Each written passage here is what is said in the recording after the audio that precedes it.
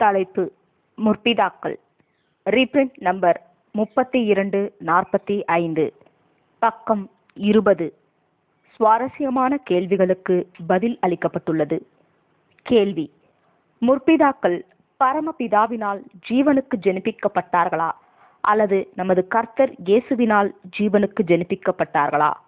ஒருவேளை கர்த்தர் இயேசுவினால் என்றால், அவர்களுடைய நாட்களில் அவர் அப்போது இன்னும் வராதிருந்த போதும், பாவங்களுக்கான பலியினை இன்னும் ஏறெடுக்காதிருந்த போதும், அவர்களுக்கு நித்திய பிதாவாகுவதற்கு அவசியமான எந்த முயற்சிகளும் எடுக்கப்படாதிருந்த போதும் இது எப்படி சாத்தியம்? பதில்: வேத வாக்கியங்களில் பயன்படுத்தப்பட்டுள்ள ஜெனிப்பித்தல் மற்றும் பிறத்தல் எனும் வார்த்தைகளானது விசேஷமாய் சுவிசேஷ யுக சபைக்கு பொருந்தக்கூடியவை ஆகும். இவ்வார்த்தைகள் புதிய ஜீவனின் சிறிய துவக்கத்தினையும் அதன் படிப்படியான வளர்ச்சியினையும் மற்றும் பரம சுபாவத்தின் முழுமையான பூரணத்திற்கு உயிர்த்தெழுவதில் உள்ள அதன் இறுதி பிறப்பினையும் விவரிக்கின்றன. நீங்கள் மேலே தெரிவித்துள்ள காரணங்களுக்காகவும் இன்னும் மற்ற காரணங்களுக்காகவும் இவ்வுருவகமானது முற்பிதாக்களுக்கு பொருந்துகிறதில்லை. இவர்கள் எதிர்கால ஜீவியம் தொடர்புடைய நம்பிக்கைகளினால் தேவன் பால் ஈர்க்கப்பட்டனர். ஆனாலும் இது சம்பந்தமான வாக்குத்தத்தங்களை பெற்றுக்கொள்ளாமல் இருந்தனர். ஆகையால் இவர்கள் உயிர்த்தெழுதலிலோ அல்லது வேறு ஏதேனும் தருணங்களிலோ ஆவிக்குரிய சுபாவத்திற்கு மாற்றம் அடைவது தொடர்புடைய எந்த நம்பிக்கைகளையும் பெற்றிருந்திருக்க முடியாது. ஆகையால் இவர்கள் இப்படியான எந்த ஆவிக்குரிய நம்பிக்கைகளுக்கோ இம்மாதிரியான நிலைக்கோ ஜெனிப்பிக்கப்பட்டிருப்பார்கள் என்று கூற முடியாது.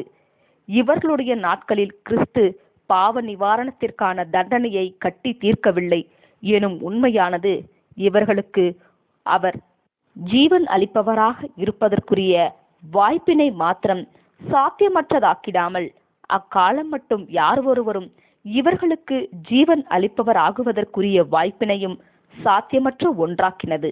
ஆகையால் இவர்கள் தங்களுக்குள் புதிய ஜீவனை துவங்க பெற்றவர்கள் என கூறப்பட முடியாது. மாறாக தொலைவில் இருந்து புதிய ஜீவனை உய்த்துணர மாத்திரம் செய்தார்கள். விசுவாசத்தினால் தூரத்திலே அவைகளை கண்டு நம்பி அணைத்து கொண்டனர். புதிய ஜீவனை இவர்கள் உண்மையாகவும் பெற்றிருக்கவில்லை, கருதப்பட்ட நிலையிலும் பெற்றிருக்கவில்லை. இவர்கள் மேசியாவிற்காக காத்திருக்க வேண்டும்.